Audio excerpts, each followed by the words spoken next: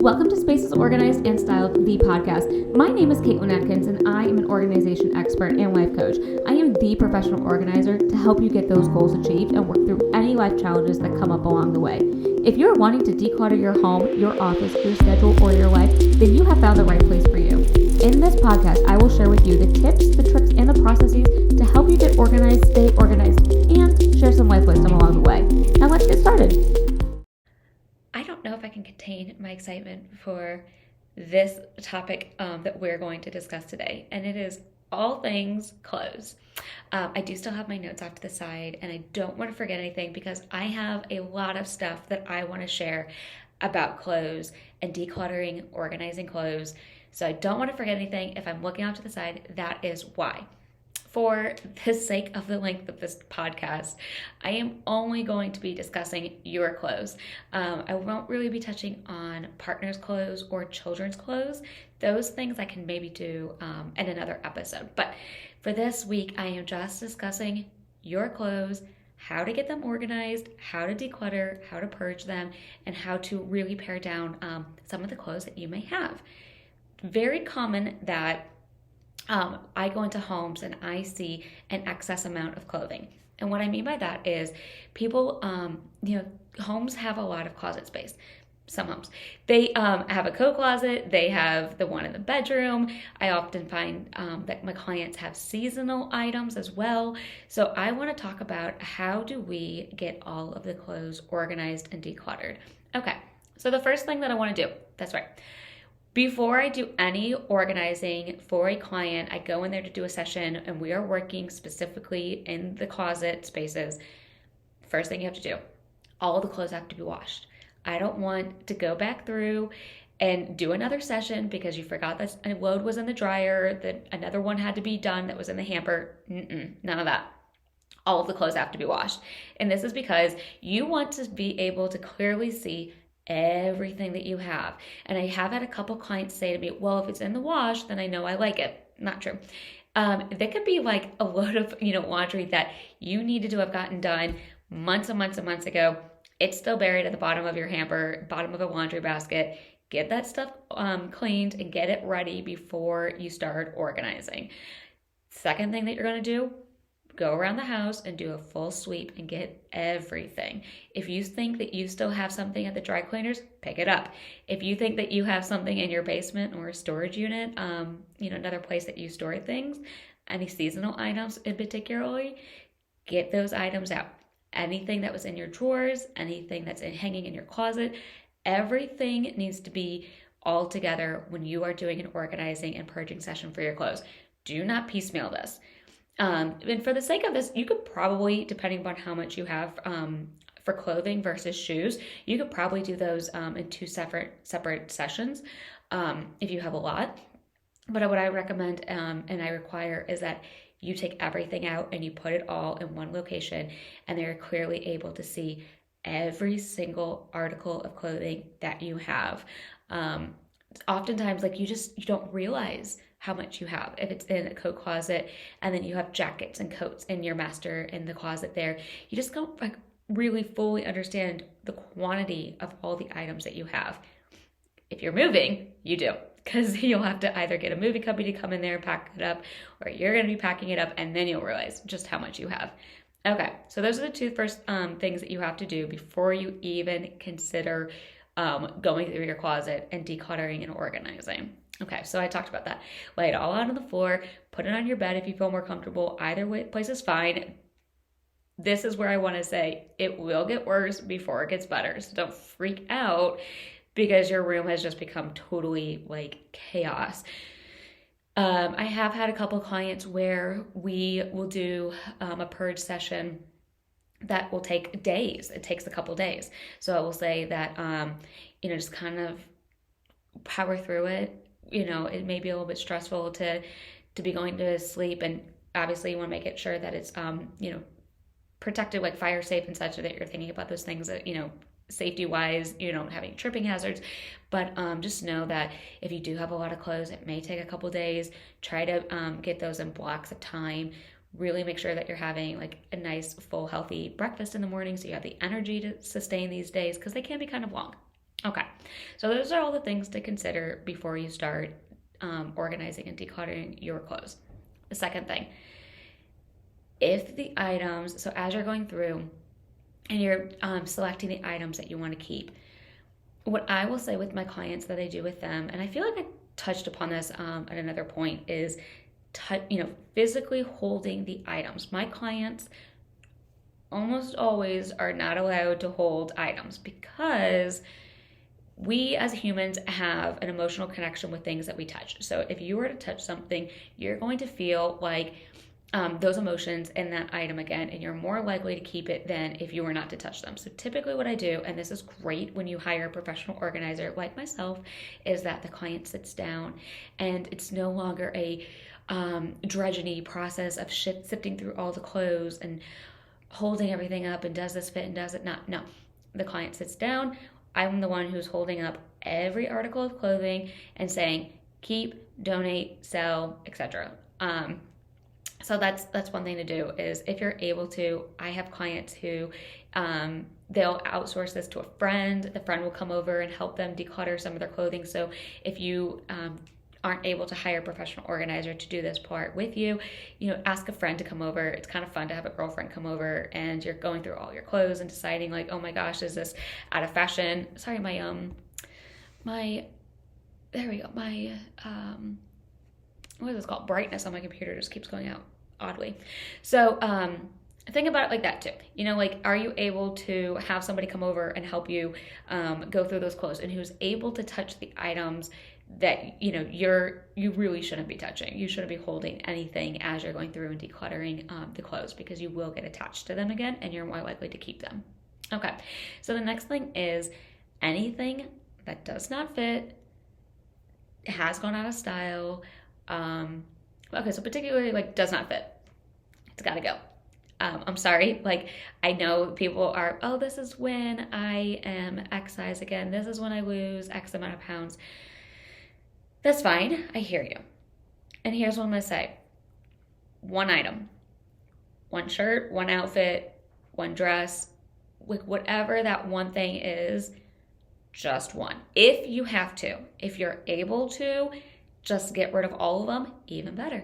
If you have to keep just, if you have to keep something, limit it to one. And I say this because let's say you do achieve that goal, and I hope you do, and I have full faith in you that you can, reach that goal weight, you can do those things. Are you going to want to go back to the old clothes, or will you want to celebrate and go get a new outfit? How much more exciting is that to go out and get something new and exciting to celebrate your achievement and your wins and your success? Maybe don't keep all the things, and if you have to, just keep one. Okay, so I kind of said it briefly. To donate, to sell, to keep, to recycle. Okay, let me break each of those down. When you have an article of clothing that is stained, that is ripped, that I've seen a lot, there's just a lot of wear and tear, it's maybe rather thin if it's a t-shirt, especially when you get to the undergarments, nobody's going to want to have those things anymore. So you cannot sell that. You won't be able to donate those things.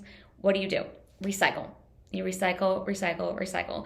You can get a bag of clothing, or a clear bag is what I recommend. Those are recyclable. Look for them on the box. You can get them at any grocery store, any place. The recyclable trash bags.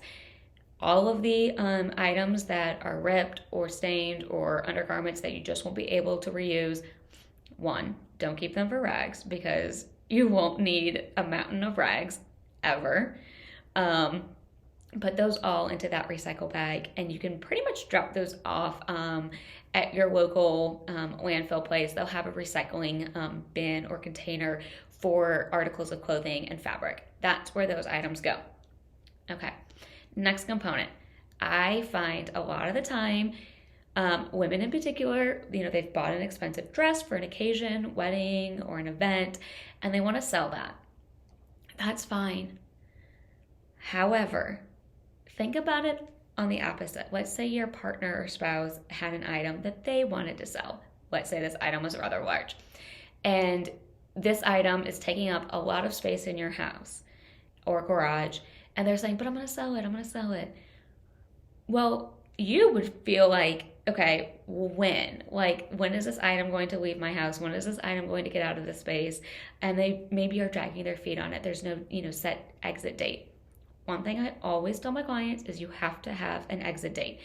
If you want to sell a dress on Facebook Marketplace, you want to sell it on eBay, you want to sell it another way, totally fine. But you have to have a date by which it sells by. Like, you cannot hold something and say, oh, well, it's going to sell because I spent, X amount of dollars on it. I have to get that money back. This is why there's a lot of really great online rental places for dresses that you can just go and rent dresses from. You don't have to spend, hundreds of dollars or even thousands of dollars on dresses that you're never going to wear again because you've already worn it once. Nobody, you don't want to have anybody see you in that dress again. So just try to go online and rent those dresses instead. And then if you have to sell them, set yourself a date, and a reasonable date. You can't set a date for like 6 months. You've really got to set like a clear date. Like, by this date, I need to be looking at different things to do with this item. And that could be taking it someplace like a consignment shop to sell with them. Look up Plato's Closet if they're in your area. Find a place that you can go and donate this dress to and sell it that way. Okay, so donating. I kind of did this in reverse. Recycling is obviously the last resort, but donating should be one of the first things that you do, because selling takes time. And I just find this especially with clients who are in a move and who are, in a time crunch. Oh, I'm going to sell that item. We don't have time for that. Like, you got to be out of your house in like 2 weeks. Selling takes time unless you're able to drop it off at a consignment shop. Totally fine. If you're not able to do that and you want to sell it on Facebook Marketplace or another way, you really have to be diligent about getting that item listed and sold at a very quick turnaround. So donating is honestly the best go-to thing to do with your clothes. I will say that, 9 times out of 10, clients just want to donate it. Once we start getting in the drudgery and the working through the mud of all the clothing, they realize, wow, I've got a lot of stuff. What am I going to do with all this stuff that doesn't fit, I don't like, that I've never worn? It still has tags on it. Donate it. I know it's kind of like ripping that Band-Aid off, like, oh, I've got to donate this thing. I spent money on it. I never wore it. Like I said, it still has the tags on it. It's honestly just the best thing to do. Just donate that item and be done with it. Get a bag. I would separate the 2 bags of things that you're going to recycle versus donate versus sell. Try to get different colors so you can do, this is professional organizing trick. Clear is for the things that you are going to be recycling. Black are for the things that you're going to be donating, and white trash bags are going to be for the things that you are selling. So black trash bag, grab a big one. All the items that you're donating go in there. And then do not leave those trash bags in your house. They go straight to your car. Do not stop. Don't pass go, collect $200, whatever the analogy is. They go straight into your car where you will be dropping them off that week. And this is very, it's so easy to get in the mundane week after week task. They get pushed off to a closet. They get pushed off to the side. You don't remember what they are. You got to do the whole process again. None of that. They go into the car and they go out of the house. And I really do recommend donating. You can get a tax refund receipt, put that towards your taxes. You can find companies who will come pick up the things. So find a local organization or an organization that you connect with to have them come and pick up your items. I think Vietnam Veterans is one that I've used quite often. They will come pick up your items at the end of your curb, and I think they give you a tax refund there or online. I'm not entirely sure how the process works, but I've used them in the past and they are great. So find a company or an organization that you feel close, is close to your heart, and donate to them.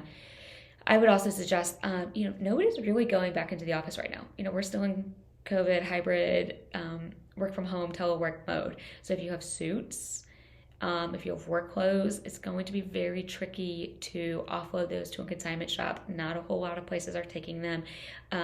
What I would recommend to do in that case is find a local community charity that is helping youth with either getting back into the workforce or interviewing for jobs, and really donate those clothes to there. Okay, what else do I have? All right, so you've done your purging, you've done your decluttering, you've taken everything out of the drawers, and I mean everything. Everything gets taken out. You can put it on the floor, put it on the bed. Like I said, either way is fine. All right, so what do you do when you get done with those things? Hangers. You probably have a lot of empty hangers at this point, hopefully. All right, so what do you do with the empty hangers? I often go into my client's home and I can immediately pick up what their vibe is. If they've got velvet hangers, wooden hangers, they've got the dry cleaning hangers, the plastic hangers from the store. This is what I'm going to say. Another pro tip, organizing pro tip. When you go into a store and you buy an article of clothing that is on a plastic hanger, you can find this a lot like at Marshall's, TJ Maxx, those types of stores. Do not take those hangers home. They get stayed there. If somebody asks you, like when you go into a department store and they say, oh, do you want the hangers? The answer is no. The answer is always no. I do not want those hangers, no matter what. And this is because when you get down to decluttering and organizing your closet space, you will have, like I said, hopefully a lot of extra hangers. You're going to have the metal hangers, and if you like those, fine, keep them. Everything else, the plastics, go. If you like the velvet or the wooden hangers and you find yourself having the dry clean metal ones or the department store plastic ones, those go. And it's kind of frustrating. I see this a lot with clients. They get upset that, and then you have the white plastic ones as well. I see this a lot with clients. They're like, oh my gosh, but these hangers, like I've got so many, what am I gonna do? Hangers are really inexpensive. Maybe not the velvet ones and the wooden ones, but the white plastic ones that you can get at Target, I think you can get them for like $3, come back to school time with the college students for like a 10-pack. They're super inexpensive. So the metal ones and the department store plastic ones, if you don't like those, they have to go. And this is because if you wind up with a bunch of empty hangers in your closet, what do? You fill. And that's going to lead you back into the same thing that you previously did. All the clothes that you're not going to wear, all the things that are just cluttering. So get rid of the metal and plastic hangers if those are the ones that you don't like. If you've got some rando hangers in there that you really don't like, get those out. And then only keep the ones that you like. And be very diligent about only keeping a certain amount of extra, maybe like a handful, 5 to 10. 10 may be too much. So maybe just like 5 to 6, 8 hangers. That's all. And when you go shopping and they ask if you want a hanger, the answer is always no. No, no, no. No, thank you. Leave it there. I think they can use those for other items. Like, just don't take them. Because when you bring them home and now you've got your extra hangers of 5 to 8, what I just said, and now you've got these plastic department store ones, you're just going to keep filling. I see this so often. Just don't ever take the hangers. And when you get your items back from dry cleaning, they go off of the dry cleaning hangers and they go back onto your hangers. And if you don't like the metal ones, they go in the trash. So that kind of leads me into the second thing, which is empty doesn't mean fill. Empty doesn't mean fill. So you've done potentially days worth of work. And if you hired a professional organizer, you've spent the money for their time, and it's very labor intensive, it's time intensive to declutter and purge your clothes and decide what items am I going to sell, keep, and donate. Now, when you've got all that done, you've got hopefully a lot of space. That does not mean to fill it with things. So you could potentially have, and I've seen this so many times, a beautiful, gorgeous walk-in master closet filled with stuff. And I had one client in particular tell me once, she said, because I have so much space, I just feel like I have to fill it. But you don't. You don't have to fill it with things. And you don't have to fill it with clothes. So you've done all the really heavy work of decluttering and organizing and purging your clothes. So don't feel like now that you've got this space in your drawers and you've got this breathable room that you now have to cram it full of stuff. Just let it be. Live with the empty drawer for a minute. And don't put random stuff in there either because, hopefully there's no such thing as a junk drawer. Okay. So now that you've got your clothes down, pared down to the items that you truly love, maybe one item for when you fit into that perfect size, you've got it down to things that aren't, tethered and stained and the items that you actually enjoy. Okay, now the question becomes, what do we do? How do we put them all back? Because your room potentially is a disaster. You've got bags of clothes everywhere. To season items or not to season items, or seasonal, not seasonal items? That's the next question. And I see a lot of times my clients will want to have seasonal items and put them away in storage. And that is a Band-Aid. That is not really facing the true underlining problem, which is that there's still more stuff. So what I would recommend, and I really encourage everybody to not have seasonal boxes of clothes. Hopefully you've pared down your clothes to where they can fit into the space that you have, the closet space, and you don't actually have to have anything go into seasonal wear. And I say that because when it becomes time to take out those seasonal items, let's say, for example, it's spring and summertime and it's nice outside and you have to put all of your winter stuff away to get your nice stuff out. I mean, it's nice. Do you really want to be spending your time inside hanging all your clothes back up for summer? No. Like, you want to be outside doing stuff, or you want to do something cool and fun. It is very, very, very time and labor intensive to sit there, box up everything from the winter, unbox everything from spring and summer. And this is another thing. When you do that, again, you're not able to clearly see everything that you have. So it kind of goes back to that first step. Pull everything out. And so when you do seasonal, you're not able to see. And then you maybe go shopping and they've got end of the season sales. And you think, oh my gosh, I do need something new. But you don't. You already have the item that you need. You just can't see it because you've stored it in a box and it's put away. So again, I would say, do not put anything in seasonal. If you can, and you've done diligent decluttering work and purging work, you do not need a seasonal box.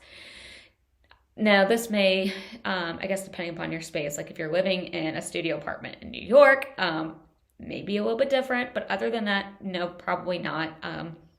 You should really look at capsule wardrobes as well if you're in a small studio space, which just means something that you go to purchase can be used in multiple different settings. So you can kind of see this a lot when you're looking online, shopping online, and they give you like how to style this, how to wear this, and then they've got a set of jeans that you can style in multiple different ways.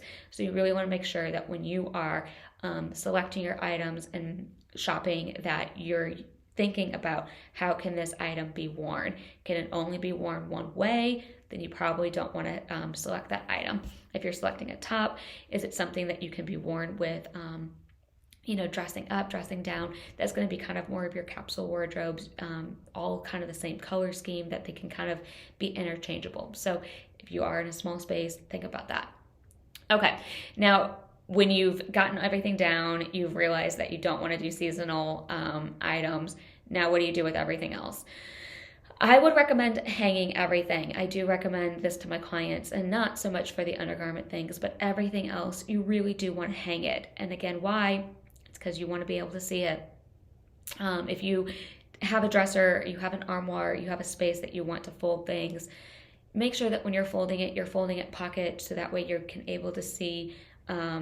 If you lay things flat on top of each other, you're not able to see like what is on the very bottom. So flip it the other way, and that way you're able to see all of your shirts, all of your shorts or pants. And again, when possible, everything gets hung. And that's because you want to be able to see everything that you have. Depending upon, if you like to fold or don't like to fold, that's also another hack, that everything gets hung and then you don't have to fold anything. And really the only things that should be in drawers are just your undergarments. Okay, now what do we, let's say you do put something in a drawer. You've got socks and underwear, etc.